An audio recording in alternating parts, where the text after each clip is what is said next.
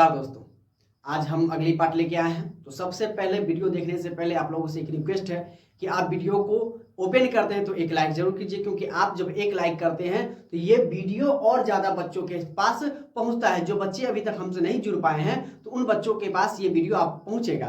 तो प्लीज़ आप लाइक कर दीजिए और चैनल पर नहीं तो चैनल को सब्सक्राइब जरूर करिए। तो आइए आज का हम क्लास स्टार्ट करते हैं। तो देखिए क्या कहता है कि निम्नलिखित में किसका दशमलव प्रसार शांत नहीं है। तो देखिए शांत होने के लिए क्या होना चाहिए, आपको फॉर्मूला याद होना चाहिए इसका, क्योंकि हम तो इसको डिवाइड नहीं करते जाएंगे, क्योंकि हमारे पास तो एग्जाम में समय रहेगा नहीं। सिर्फ हमारा पास समय कितना है, 3 घंटा 15 मिनट, सिर्फ इतना समय है। तो इतना समय में अगर हम इसी में एक क्वेश्चन में अगर 5 मिनट दे दें तो हमारा तो एग्जाम हो रह गया।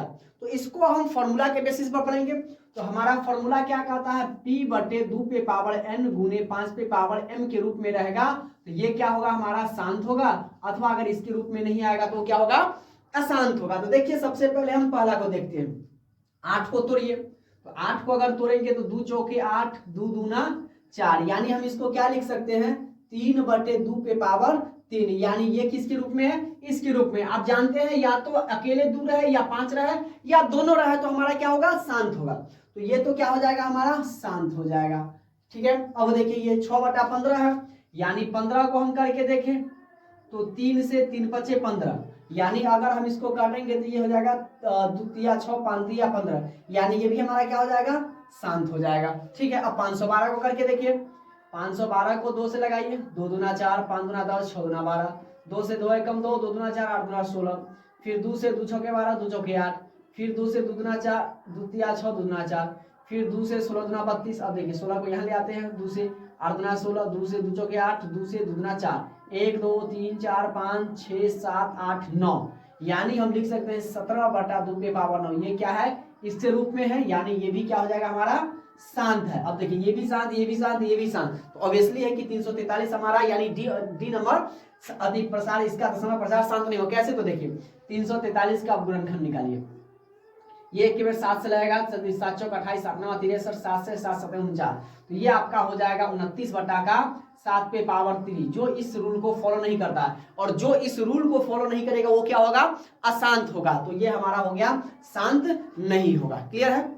क्वेश्चन नंबर 62 क्या कर रहा है कि 17 बटा 2 पे पावर 2 प्लस 3 पे पावर 2 प्लस 5 पे पावर 4 का दशमलव प्रसार क्या होगा, शांत होगा, अशांत आवर्ती है या अशांत अनावर्ती है, इनमें से कोई नहीं। अभी हमने आपको बताया है कि ये क्या होना चाहिए, p बटा 2 पे पावर n गुने 5 पे पावर m, और इसमें अगर कोई और संख्या इंक्लूड हो जाती है तो क्या हो जाती है, अशांत आवर्ती। अब देखिए ये इसमें क्या है, 3 आ गया हुआ है, यानी क्या है, ये अशांत आवर्ती हो गया, यानी ऑप्शन नंबर बी हमारा क्या हो जाएगा, इसका राइट आंसर हो जाएगा। ठीक है, अब देखिए कह रहा है भाज्य a और भाजक b के लिए a बराबर bq प्लस r, ये हमारा क्या है, एल्गोरिथम का फॉर्मूला, यूक्लिड एल्गोरिथम से। ठीक है, तो r के लिए कौन सा सत्य है, तो आप जानते हैं कि r के लिए क्या सत्य होता है, ये हमारा ऑप्शन नंबर सी हो जाएगा। क्या, अब देखिए r हमारा क्या होता है, 0 होता है, या तो 0 होगा या 0 से बराबर, या तो 0 के बराबर होगा या 0 से बड़ा होगा। रिमाइंडर आप कभी देखे हैं कि माइनस में 1 आया है, जैसे हम 2 में 7 से भाग लगाए। ठीक है, तो 2 तिया 6, अब देखिए ये क्या हो जाएगा 1, तो ये हमारा क्या हो गया, रिमाइंडर। अब देखिए रिमाइंडर क्या है, या तो जैसे हम इसी को भाग लगाए 2 तिया 6, तो r हमारा क्या आ गया 0, या तो वो 0 के बराबर होगा या 0 से बड़ा होगा, लेकिन वो क्या होगा और इसके, यानी ऑप्शन नंबर क्या हो जाएगा, हमारा सी राइट हो जाएगा। ठीक है, अब देखिए 64 नंबर क्वेश्चन क्या कहता है, 2 तथा 2.5 के बीच अपरिमेय संख्या लिखिए। तो आप जानते हैं दो संख्याओं के बीच हम अनगिनत अपरिमेय संख्या लिखते हैं, लेकिन इसके बीच की, अब देखिए क्या होगा, √11 होगा या √5 होगा या 22.5 या √12.5। अब देखिए अगर 2 है तो 2 किसका वर्गमूल हुआ होगा, √4 का। ठीक है, अब देखिए ये 2.5 यानी 3 से छोटा है और 2 से बड़ा है। अब देखिए ये अगर 3 से बड़ा है तो अगर 3 का वर्गमूल, तो 3 का वर्गमूल 3 किसका वर्गमूल है, 9 का वर्गमूल 3 है, तो यानी इससे छोटा 4 से बड़ा होना चाहिए और √9 से छोटा होना चाहिए, तो किसके बीच में होगा। अब देखिए √11 9 से बड़ा है, √22.5 ये भी 9 से बड़ा है, √12.5 यानी इससे बड़ा और इससे छोटा हमारा इसमें क्या है, ऑप्शन नंबर बी है, यानी √5 हमारा करेक्ट आंसर हो जाएगा। अगर ये वीडियो आपको अच्छी लग रही हो तो प्लीज वीडियो को लाइक कीजिए और अपने दोस्तों के पास शेयर जरूर कीजिए। और जो बच्चे हमसे नहीं जुड़े हुए हैं उसको कहिए कि इस चैनल पे ब्रिलियंट मॉडल सेट का क्वेश्चन बनाया जाता है, ऑब्जेक्टिव कराया जाता है, और साथ में अगर ऑब्जेक्टिव खत्म होती है तो हम आपके लिए सब्जेक्टिव भी क्वेश्चन लाएंगे। तो प्लीज चैनल को सब्सक्राइब जरूर करें। अब देखिए क्वेश्चन नंबर 65 क्या कर रहा है, यदि किसी बहुपद इतना के दो शून्यकों का गुणनफल 3 हो तो तीसरा शून्यक क्या होता है। तो आप जानते हैं कि त्रिघात बहुपद में कौन क्या क्या शून्यक होता है, अल्फा बीटा और गामा होता है। तो मान लेते हैं कि बीटा गामा है, अल्फा नहीं दिया हुआ है, तो हम क्या लिख सकते हैं 3 इंटू अल्फा, ठीक है, अल्फा बराबर। अब देखिए क्या होता है, अचर पद होता है, तो माइनस का अचर पद। तो अचर पद कौन है, आप जानते हैं कि जिसमें अल्फाबेट ना लगाओ, ए से लेके जेड तक कोई ना लगाओ। अब देखिए ये अचर पद, तो ये माइनस का अचर पद। अब बटा में क्या होता है, जो एक्स क्यू का गुणांक हो, एक्स क्यू का गुणांक, एक्स क्यू का गुणांक इसमें देखिए क्या है 2 है, तो एक्स क्यू का गुणांक क्या है 2 है, तो ये हमारा हो जाएगा 2। अब देखिए अल्फा बराबर ये उधर जाएगा तो मल्टीप्लाई यानी कोना कानी गुना करते हैं हम इसको, तो माइनस के 9 बटा के हो जाएगा 2 गुणे के 3, 3 से इसको काट देंगे माइनस का 3 मरतबे, यानी हमारा अल्फा यानी तीसरा शून्यक बराबर क्या आ जाएगा माइनस के 3 बटे के 2। माइनस के 3 बटे 2 ऑप्शन नंबर किस में है, तो ऑप्शन नंबर बी है। ऑप्शन नंबर बी हमारा क्या हो जाएगा, सही हो जाएगा, माइनस के 3 बटे के 2। तो ऐसा सवाल रहेगा तो आप इसको याद रखिएगा और इस प्रकार से हम इसको बनाएंगे, ठीक है। अब देखिए 66 नंबर कह रहा है कि x इंटू 5 प्लस 4x में बहुपद का घात, घात का मतलब पावर। तो सबसे पहले इसको हम तोड़ देंगे, तो 5 में x से गुणा करेंगे तो हो जाएगा 5x प्लस है x में 4x से गुणा करेंगे तो 4x स्क्वायर। अब देखिए घात क्या है, इसमें 1 है, इस पर 2 है, तो घात क्या हो जाएगा इसका 2। तो ऑप्शन नंबर सी हमारा क्या हो जाएगा, सही हो जाएगा। फटाफट एक चुटकी 1 सेकंड में बन गया। अब देखिए 67 नंबर क्वेश्चन क्या कर रहा है, जब दो चर वाले समीकरणों का आलेख समपाती हो तब क्या होता है, कब उनके हल क्या होंगे। अब देखिए 2 होता है, क्या होता है समपाती होता है, 3 को होता है, एक होता है समपाती, आप अभी हम इसको याद करवा देते हैं। दूसरा होता है प्रतिच्छेदी और तीसरा होता है समांतर। तो समपाती अगर पूछे, समपाती पूछे तो क्या हो जाएगा आपका अनगिनत, संपाती पूछे तो क्या हो जाएगा अनगिनत, प्रतिच्छेदी रेखा पूछे तो केवल एक, केवल भाई कितना हो जाएगा 1 हो जाएगा, और समांतर रेखा रहे तो कोई नहीं। समांतर रेखा अगर मान लीजिए इस पर और इस पर ग्राफ हमें बनाना है, तो समांतर रेखा का मतलब देखिए ऐसे चला गया, ऐसे चला गया, तो ये क्या हो गया, कोई हल नहीं है, यानी समांतर रेखा का कोई हल नहीं। तो संपाती रेखा का कितना हल होगा अनगिनत, अनगिनत। ऑप्शन नंबर डी हमारा क्या आ जाएगा, सही हो जाएगा। तो आप इसको याद रखिएगा, ठीक है। अब देखिए y-5 बराबर 0 के आलेख से प्राप्त सरल रेखा कैसी होगी। अब देखिए इससे प्राप्त सरल रेखा क्या होगा, आपका x अक्ष होगा, ठीक है, क्या होगा x अक्ष। और क्वेश्चन नंबर 69 का x बराबर माइनस का 6, तो ये क्या होगा आपका y अक्ष होगा, ठीक है। तो आगे हम बढ़ते हैं। अब देखिए 70 नंबर क्वेश्चन क्या कर रहा है, निम्न में से कौन x - 2y बराबर 0 तथा 3x प्लस के 4y बराबर 10 का हल है। तो आप इसको प्रतिस्थापन विधि या लुप्तीकरण या अवचर गुणनखंड विधि या विलोपन विधि से आप इसको बना सकते हैं। तो सबसे पहले तो हम इसको लुप्तीकरण विधि से बनाते हैं जो सबसे आसान है। तो देखिए क्या है, x माइनस के 2y बराबर के 0 है, 3x प्लस के 4y बराबर के 10 है। ये हमारा समीकरण 1 और समीकरण हमारा 2 है। तो हम क्या करते थे, एक किसी एक को बराबर करते, तो इसमें हम y वाला को बराबर करेंगे। तो देखिए समीकरण 1 में हम क्या कर देंगे, 2 से गुना कर देंगे। अब देखिए यहाँ से हम बनाते हैं, तो ये हमारा हो जाएगा 2x माइनस के 2 दूना 4y बराबर के हो जाएगा 0 में दूसरा गुना करेंगे सेम हो जाएगा। नीचे वाला में नहीं गुना किए, जिसका 10 3x प्लस के 4y बराबर के 10। अब देखिए जोड़ने पर ये कट रहा है, तो 4y से 4y प्लस माइनस कट गया, तो 3 2 5x बराबर के 10 हो गया। इसीलिए अगर x बराबर करें तो 10 बटा के 5 यानी 5 दूना 10, x बराबर कितना आ गया 2। अब ये x का मान हम क्या करते हैं, समीकरण 1 या 2 में रखते हैं, अपनी मर्जी के ऊपर डिपेंड करता है। तो हम लिखेंगे यहाँ पर x का मान समीकरण 1 में रखा, आपकी मर्जी 2 में भी रखेंगे, आंसर आपको सेम आएगा। तो समीकरण 1 हमारा क्या है, x माइनस के 2y बराबर के 0 है। x हमारा कितना आया 2, x यहाँ पर 2 माइनस के 2y बराबर के 0, इसको उधर भेज देंगे, या माइनस के 2y ये प्लस में उधर जाएगा, क्या हो जाएगा माइनस का 2y, तो माइनस से माइनस कैंसिल आउट हो जाएगा, इसीलिए y बराबर के 2 बटे के 2 यानी कट गया 1, यानी y बराबर हमारा 1 आ गया। तो x का मान 2 और y का मान 1, कौन है ऑप्शन नंबर क्या है, x 2 और y 1। ऑप्शन नंबर हमारा ए क्या हो जाएगा, सही हो जाएगा। तो ऐसे सवाल को हम लुप्तीकरण विधि से बनाएंगे, ठीक है। अब आगे देखिए क्वेश्चन नंबर 71, सरल रेखा x माइनस वाई बराबर 0 और x प्लस वाई का प्रतिच्छेदी बिंदु के निर्देशांक क्या होंगे। तो अगर दोनों 0 है तो हमारा क्या हो जाएगा, 0 0 हो जाएगा, ठीक है। प्रतिच्छेदी बिंदु के निर्देशांक क्या हो जाएगा, 0 0 हो जाएगा। अब देखिए कह रहा है यदि एक्स स्क्वायर माइनस के 7x प्लस के p बराबर 12 के मूलों का गुणनफल माइनस के 6 है तो p का मान निकालें। तो मूलों का गुणनफल दिया हुआ है, तो देखिए क्या है, मूलों का गुणनफल कितना है, माइनस का 6 है। अब देखिए इसको फटाक से बनाने के लिए अगर माइनस का 6 है ना, तो आप इसको क्या कर सकते हैं, प्लस के 6, यानी ऑप्शन नंबर बी हमारा क्या हो जाएगा, सही हो जाएगा।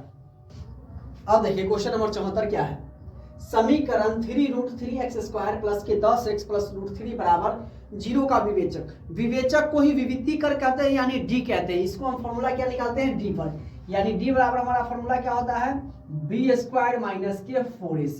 तो आप जानते हैं ए आपका ये हो जाएगा, बी आपका ये हो जाएगा और सी आपके ये हो जाएगा।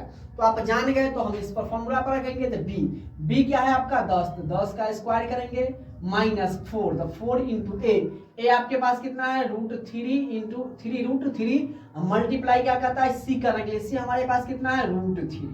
अब देखिए 100 का जब स्क्वायर करेंगे तो कितना हो जाएगा, 100 हो जाएगा। अब माइनस 4 है 4, तो 4 तिया हो जाएगा 12 गुने √3 में √3 से गुना करेंगे तो ये हो जाएगा 3। अब देखिए 100 माइनस 12 तिया के 36, तो 100 में से देखिए 10 में से 6 गया तो हो गया 4, ये बच गया 9, 9 में से 3 गया तो 6 और ये कर दिया, यानी 64। तो देखिए 64 ऑप्शन नंबर कहाँ है, तो 64 ऑप्शन नंबर सी, यानी ऑप्शन नंबर सी हमारा सही हो जाएगा। जब भी विवेचक या विविक्ति कर, ये ऐसा रहेगा, विवेचक या विविक्ति कर पूछेगा, इस वाला फॉर्मूला पर आप हमेशा याद रखिएगा, डी बराबर b² माइनस के 4ac पर हम इसको बनाएंगे, ठीक है। अब आगे देखिए n पदों वाले समांतर श्रेणी का योग n² माइनस 2n है, तो उसका पांचवा पद निकाले, तो योग है, तो एसएन का फॉर्मूला एसएन दिया हुआ है, यानी क्या है, n² माइनस के 2n है। तो हम n बराबर 1 2 3 कुछ रखेंगे, तो n बराबर 1 पर हम निकालते हैं, n बराबर 1, तो हम a1 निकाल लेते हैं यहाँ पर, तो क्या है n² माइनस के 2n, तो क्या हो जाएगा हमारा n, यानी 1 का स्क्वायर माइनस के 2 इंटू 1, तो हमारा क्या हो जाएगा, a1 बराबर के आपका हो जाएगा, यहाँ पर हम लिख देते हैं a1 बराबर 1 माइनस के 2, यानी a1 बराबर हमारा कितना आ गया, 1 में से 2 जाएगा तो माइनस के 2 आ जाएगा, ठीक है। अब n बराबर 2 पर, ठीक है, तो हमारा क्या आ जाएगा, a2 हम निकाल लेते हैं, यानी हमारा आ जाएगा a1 प्लस के a2 बराबर हो जाएगा हमारा क्या, n², यानी 2 का स्क्वायर माइनस 2 इंटू 2, तो हमारा हो जाएगा a1 देखिए कितना है, हम यहाँ पर देखिए a1 प्लस के a2 बराबर के 4, ये हो जाएगा 4, ये माइनस, तो माइनस 2 गुना ये हमारा हो जाएगा माइनस हो जाएगा, क्योंकि हमारा देखिए क्या है, n² माइनस के 2n है, तो 4 माइनस के 4, तो a1 प्लस के a2 बराबर कितना आ गया, 0, ठीक है। अब a1 हमारा कितना निकला था, -1, तो हम a1 लिख देते हैं माइनस के 1 प्लस के a2। अब देखिए a2 बराबर ये 0 है, अगर ये माइनस उधर जाएगा तो प्लस में हो जाएगा, प्लस का 1। अब हम निकाल लेते हैं n बराबर 3 पर, n बराबर 3, तो हमारा क्या दिया हुआ, पहले एसएन निकाल लेते हैं, एसएन दिए देते सूत्र, आप कहिएगा सर कहाँ से आया, तो एसएन ये दिया हुआ है, यानी हम a1 plus a2 plus a3 बराबर क्या हो जाएगा हमारा एसएन, यानी 3 पे पावर 2 माइनस के 2 गुणे का 3, या हमारा हो जाएगा देखिए a1 प्लस a2 कितना दिया हुआ है, 0, इसके जगह पर हम 0 प्लस के a3 बराबर 3 का स्क्वायर 9 माइनस 3 दूना 6, यानी हमारा a3 आपका कितना आ गया, 9 में से 6 गया तो 3। अब हमारे पास समांतर श्रेणी क्या आ गया, देखिए पहला पद माइनस के 1 आ गया, उसके बाद 1 आ गया, उसके बाद 3 आ गया, और डॉट डॉट हम अनगिनत तक निकाल सकते हैं, ठीक है। तो आप जानते हैं कि हमारा a, यानी प्रथम पद माइनस का 1 हो गया, d बराबर आप जानते हैं a 1 में से माइनस का 1 जाएगा तो कितना हो जाएगा, 2 हो जाएगा, और n बराबर हमें कितना दिया हुआ है, 5, यानी nवां पद निकालना है, यानी 5वां पद वहां वाला पद हमारा हो जाएगा, तो tn यहाँ से निकाल लेते हैं, tn बराबर क्या होता है, a प्लस के n-1 इंटू की d। अब देखिए यहाँ से हम निकाल लेते हैं, a हमारा क्या है माइनस के 1 प्लस n हमारे पास आ गया 5 माइनस के 1, और d हमारे पास है 2, या माइनस के 1 प्लस 5 में से 1 गया तो 4, और 4 में 2 से गुना करेंगे 8, 8 में से 1 गया तो 7, यानी हमारा 5वां पद क्या हो जाएगा, 7, तो ऑप्शन नंबर बी हमारा क्या हो जाएगा, राइट हो जाएगा। क्लियर है। अब देखिए कह रहा है 76 नंबर क्वेश्चन, संख्या है 4 एवं 12 के बीच का समानांतर माध्य निकाले। तो 4 को जिससे बीच में पूछ रहा है उसको हम छोड़ देंगे, तो 4 को हम छोड़ के चलेंगे और 12 को छोड़ के चलेंगे, 4 के ऊपर और 12 के नीचे। तो 4 के बाद क्या आता है 5 प्लस के 6 प्लस के 7 प्लस के 8 प्लस के 9 प्लस के 10 प्लस के 11, ये हमारा हो गया समांतर माध्य का निकालने का क्या फॉर्मूला, सबको जोड़ दीजिए, अंकों का जोड़, और क्या को है 1 2 3 4 5 6 7, जितना है उतना से भाग लगा दीजिए, ठीक है। अब जोड़िए तो आपका हो जाएगा 6 5 11 और 11 सॉरी 6 5 11 और 11 और 9 कितना हो जाएगा हमारा 20 और 10 हो जाएगा हमारा 30 और 8 7 15, तो 30 और 10 40 5 45 और 45 से 46 और 46 और 10 सॉरी 36 और 10 46 हो जाएगा, तो हमारा हो जाएगा 42, कितना हो जाएगा फिर से जोड़ दीजिएगा आप लोग, 42 हो जाएगा बटा के 6। अब इसको काट दिए 7 6 42, यानी समांतर माध्य बराबर हमारा आंसर क्या हो जाएगा 6। तो देखिए ऑप्शन नंबर ए हमारा क्या हो जाएगा सही हो जाएगा। क्लियर है। अब देखिए क्वेश्चन नंबर 77 क्या कर रहा है, n लगातार प्राकृतिक संख्याओं का योग क्या है। ये तो फॉर्मूला है, तो आप फॉर्मूला इसको याद रखिएगा, तो हम बताते रहे n लगातार प्राकृतिक संख्याओं का योग आपका ऑप्शन नंबर बी, यानी n इंटू एन प्लस के 1 बाटे के, तो ये आपको याद रखिएगा, ठीक है, फॉर्मूला है। अब देखिए 78 नंबर कहता है यदि त्रिभुज पी क्यू आर में P Q 13 centimetre, Q R 12 centimetre और पी आर बराबर 5 सेंटीमीटर है, तो कौन कौन समकोण होगा। ठीक है, तो सबसे पहले तो एक हम त्रिभुज बना लेते हैं। ठीक है, अब जानते हैं कि सबसे बड़ी भुजा क्या होती है, आपकी कर्ण होती है। ठीक है, तो आप आंख सबसे बड़ा देखिए भुजा कौन है, यानी 13 सेंटीमीटर। ये तो हमारा 13 सेंटीमीटर होगा, सबसे बड़ी भुजा कर्ण जिसको हम कहते हैं। तो ये तो आपका हो जाएगा पी क्यू। और देखिए पी क्यू तो हमारा आर कौन हो जाएगा, ये हो जाएगा, तो पी क्यू आर। ठीक है, अब क्या कर रहा है हमारा 13 सेंटीमीटर है, तो कहता है क्यू आर, तो क्यू आर हमारा ये कितना हो जाएगा 12 सेंटीमीटर, और पी आर हमारा कितना है 5 सेंटीमीटर। तो कौन कौन समकोण है, तो आप देखिए ये इसकी सामने वाली भुजा यानी आर कोण क्या हो जाएगा, समकोण हो जाएगा, यानी ऑप्शन नंबर हमारा क्या है, सी ऑप्शन नंबर सही हो जाएगा। क्लियर है। अब आगे देखिए, कह रहा है त्रिभुज एबीसी में AB 6 सेंटीमीटर, BC 12 सेंटीमीटर और CA 6√3 सेंटीमीटर। अब देखिए सबसे बड़ी भुजा क्या है, BC। तो पाइथागोरस थ्योरम क्या कहता है, BC का स्क्वायर बराबर दोनों छोटका यानी AB का स्क्वायर प्लस CA का स्क्वायर होना चाहिए। तो आइए हम करके देखते हैं, अगर ये दोनों बराबर होगा तो हमारा कोण कितना होगा, 90 डिग्री होगा। तो BC हमारे पास कितना है 12, तो 12 का स्क्वायर बराबर AB कितना है 6 का स्क्वायर प्लस CA कितना है 6√3 का स्क्वायर। अब देखिए 12 का स्क्वायर कितना होता है 144 बराबर, इसको कीजिए 36 प्लस 6 का स्क्वायर 36 और 36 और 3 का √3 का स्क्वायर 3 हो जाएगा, तो ये हमारा हो जाएगा 36 गुणे के 3। और देखिए 144 बराबर 36 प्लस 36 18 3 3 9 1 10। अब इसको जोड़ दीजिए, दिया 144 बराबर 8 6 14 3 1 4 और ये हमारा हो जाएगा 1, यानी 144 बराबर 144। अगर दोनों बराबर आ जाता है तो पाइथागोरस थ्योरम से क्या होता है, हमारा कोण क्या हो जाएगा, ए क्या हो जाएगा 90 डिग्री के बराबर हो जाएगा, यानी ऑप्शन नंबर डी हमारा क्या हो जाएगा, सही हो जाएगा। ये क्या करा है, दो समरूप त्रिभुजों के क्षेत्रफलों का अनुपात में दिया 49:25, तब उनकी संगत भुजाओं का अनुपात क्या होगा। तो देखिए क्षेत्रफलों का अनुपात दिया तो मतलब इसका भी रूट होगा और इसका भी रूट होगा, तो 7 का 49 का रूट कितना हो जाएगा 7, और 7 और 25 का रूट कितना हो जाएगा 5, यानी 7:5 कहाँ है, option number A B C. देखिए ये सी होगा। ठीक है, तो ऑप्शन नंबर सी हमारा सही हो जाएगा, यानी 7:5 के क्वेश्चन में आंसर में आएगा। अब आगे देखिए कर रहा है वाई अक्ष से 5 इकाई दाईं ओर एक्स अक्ष पर बिंदु P स्थित है, तो P के निर्देशांक क्या होगा, तो दाईं ओर स्थित है, तो देखिए दाईं ओर, तो ये हमारा हो जाएगा क्या ए, यानी question point number A, option A हमारा सही हो जाएगा। अब देखिए बिंदु PE इंटू एक्स वाई की मूल दूरी क्या है, तो फॉर्मूला है। हम बार बार आप लोगों को फॉर्मूला पर इसलिए बेस दे रहे हैं कि देखिए अभी तक क्या फॉर्मूला पूछ दिया, तो हमारा ऑप्शन नंबर ये, हम तो सभी जानते हैं कि मूल बिंदु की दूरी क्या होती है, √x² प्लस के y² होता है। अब देखिए कह रहा है कि दो बिंदु P इतना दिया हुआ है, Q इतना दिया, तो मिलाने वाले रेखाखंड के मध्य बिंदु का नियामक क्या होगा, तो क्या मिलाने वाले रेखाखंड के मध्य बिंदु का नियामक क्या होगा, तो ऑप्शन नंबर सी। देखिए ये एगो प्लस में माइनस में, एगो माइनस में, एगो प्लस में, तो क्या हो जाएगा हमारा ऑप्शन नंबर सी, यानी 0 0 हो जाएगा। क्लियर है। अगला नंबर क्वेश्चन क्या कर रहा है, निम्न में से मूल बिंदु के नियामक कौन होंगे, तो मूल बिंदु कहां से शुरू होती है। अब देखिए यहाँ से अगर हम स्टार्ट करते हैं, ये हमारा क्या होता है y है, ये y डैश, ये x और ये x डैश, ये मूल बिंदु। यहाँ से हमारा जो शुरुआत करेंगे तो क्या होगा, यहाँ अगर मूल बिंदु की अगर बात करें तो x भी हमारा 0 और y भी 0, यानी मूल बिंदु के निर्देशांक क्या हो जाएगा, ऑप्शन नंबर बी, यानी 0 और 0, x भी 0 और y भी 0। अब आगे देखिए क्या कर रहा है, यदि √2 sin थीटा बराबर 1, तो थीटा का मान निकालिए। तो इसी प्रकार का क्वेश्चन हमने बहुत बनाया है, तो लिखेंगे √2 sin थीटा बराबर क्या है, 1 है, तो यदि √3 को 2 को उधर ले जाएंगे तो sin थीटा बराबर 1/√2 हो जाएगा।